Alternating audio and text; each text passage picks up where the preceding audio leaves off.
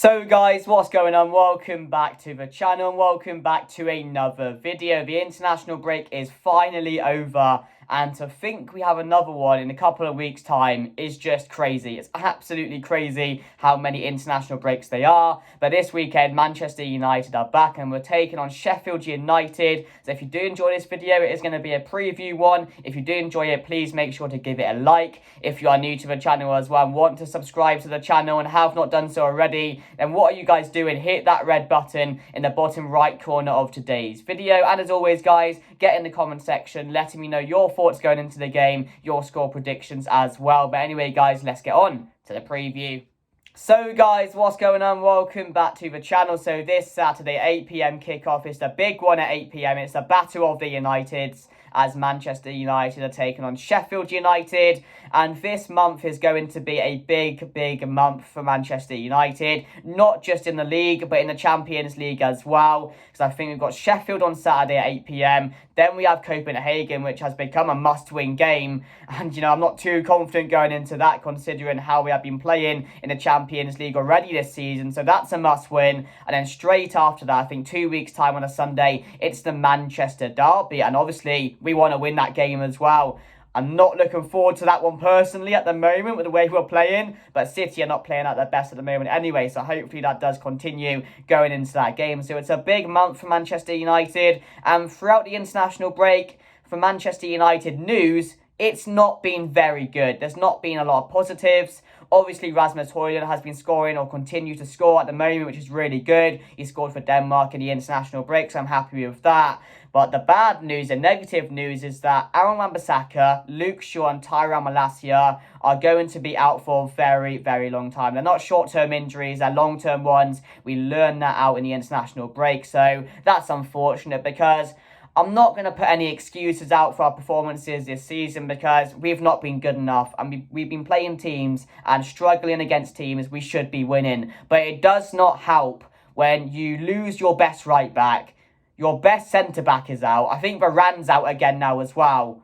And also you lose your best left-back in Luke Shaw. That doesn't help. And I'm not saying we're conceding all these goals at the moment because of our injuries, because they're poor goals to concede that we're conceding and it's been nowhere near good enough, as I've mentioned. But it doesn't help because you saw how key our defence was last season for us, of how many goals, you know, we weren't letting in and how composed they were, how strong they were at the back. That was our main reason for our success. You know, David De Gea didn't get the Golden Glove Award because he kept the most clean sheets. He kept it because the defence in front of him was so good that season, but it just helped him out so much. So yeah, it doesn't help, but that's also what we've learned for the international break. And also, there's some more updates on the Jadon Sancho situation. Obviously, we know about it. We know he's not going to be included in the squad until he does apologise. But apparently, his close friends and senior figures at the club are basically urging him to apologise now because it's become too far.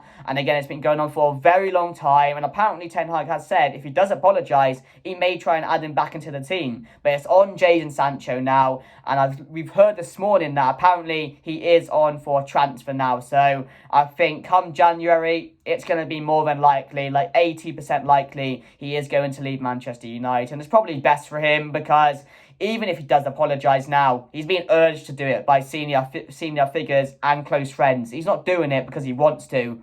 Like, that's the honest truth of what I feel about the situation. Because if he wanted to, he would have done it by now. He would have said to Ten Hag, you know what, mate, I was in the wrong. I shouldn't have done that. It was the wrong time to do it. Maybe I should have come and spoke to you and not done what I did. But he didn't do any of that. He sulked, he moaned, he came from the manager. And again, it's not been good from them. So it's on him now.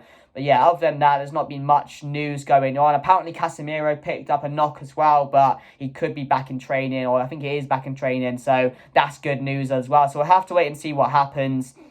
But yeah, we're not going to ignore it's not being a good start, but it's really important now we build on this. It's another home game on Saturday. It showed last season how important our home form was to our success last season, so we need to make sure we're winning games at Old Trafford. And as I've mentioned, it's a big month ahead. I reckon we can definitely beat Sheffield, beat Copenhagen, when no one's expecting anything against City, but if we can put up a good performance, I don't know if that's a home game. If it's away, then we could be in a lot of trouble going into that one. But we'll have to wait and see, guys. But yeah, let me know your thoughts going into the Sheffield one. Team-wise, I don't know what to expect because Ten Hag has gone on about rewarding different players for doing things on the pitch, and Scott McTominay came off the bench and won us that game single-handedly. So does he come into the team on Saturday? I don't think so. Even though he done that in the last game or came on to score 2 goals, doesn't mean for me he's going to be in the team.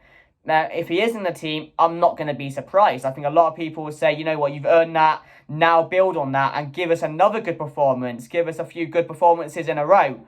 But I don't think he should be included. But again, Casemiro came off, didn't he? And apparently, Ten Hag had some damning words to say to him after or about him, saying that he wanted to see more football. And that says a lot, doesn't it? And Casemiro has been our best player last season. He's our top goal scorer as well this season, I think, in the league. So we don't know what Ten Hag is going to do with the team at the moment, but I will put my team on the screen now. So, guys, what's going on? Here's my team for the game on Saturday against Sheffield United. So, Andre and Nana in goal. The back four sees Reguilon, Lindelof, Rafael Varane, and Diego Dalot. We don't know whether Varane will be available. It might be Maguire having to play that at the moment, because as we know, Martinez is out, and Varane, I think he didn't play in the last game because of an injury, or he picked up a little knock before the game. So we don't know if he will be available, but hopefully he is, because I don't want to see another game of Lindelof and Maguire. I'm sure they can cope against Sheffield, but I just don't want to see it. So that's my back four. We did hear that Reguilon could be back for the game. He's back in training, so that's a really good sign, because he has been really good for us so far this season. And obviously there's no Wan-Bissaka, so Dalot has to start this one. Then in the middle, I have gone Casemiro and Amrabat. Amrabat played his first game in the midfield for us in the last game against Brentford, and he didn't have the best of performances, but again, it's a player which is going to take time to gel into the squad, and now playing alongside Casemiro, I do think we'll see him improve, so I have gone with him alongside Casemiro. And then the front four sees Bruno Fernandes, Rashford, who, in my opinion, shouldn't be playing, but we do know that he's backing his boy, really, Ten Hag. He's backing him to, come into some form, score some goals. He's not doing it at the moment, but he really is trying to back him as much as he can. How long will it be before he drops him? I'm not too sure, and I can't really answer that for you, but I hope soon, because Garnacho does deserve a chance, and Rashford is not living up to it. So I have gone Rashford for this game, because I don't see him playing Garnacho at the moment. And Antony, of course, he is back now, which again is a breath of fresh air. It's positive news, and hopefully he can do well for us this season. So I have gone Antony, and then up top, Rasmus Højlund, who has started the season really, really well. So that's my team going into it, guys. Let me know your thoughts down below and any changes you guys would make. But anyway, guys, let's get back to the preview. So, guys, what's going on? So that's my team going into it. Let me know your thoughts down below. As I'm recording, we've not had Ten Hag's press conference yet, so we don't know what players are available, what players are injured or won't be playing the game on Saturday. So I've just gone off what I'm hearing through the international break with injuries and that. We know a certain amount of players that won't be playing, so it's pretty easy to not include them. But I've just gone off what I'm hearing, so I'm probably not going to be accurate on this team come the game on Saturday, but we'll have to wait and see. But that's my team going into it. Let me know your thoughts down below. But one thing I just want to mention is I'm really happy with the way Rasmus Højlund has started his career at Manchester United. He's scoring goals, and the way he's playing. Like, first, his debut against Arsenal, he came on, he was a bully. He bullied Gabriel. His hold-up play is brilliant. He seems like a very physical striker. He can score goals as well. He's showing that to us this season. I know he's not got any in the league at the moment, but in the Champions League, he's thriving. And I did say he's a player which is going to get his goals. He's a proper number 9. He's physical. He can hold up the ball. He can score goals. He can run in behind. He can do everything. And he's still very, very young. And I'm not going to put too much pressure on the guy because he, as I mentioned, he's still very young and he still has so much time to improve. But the way he started, I'm really impressed.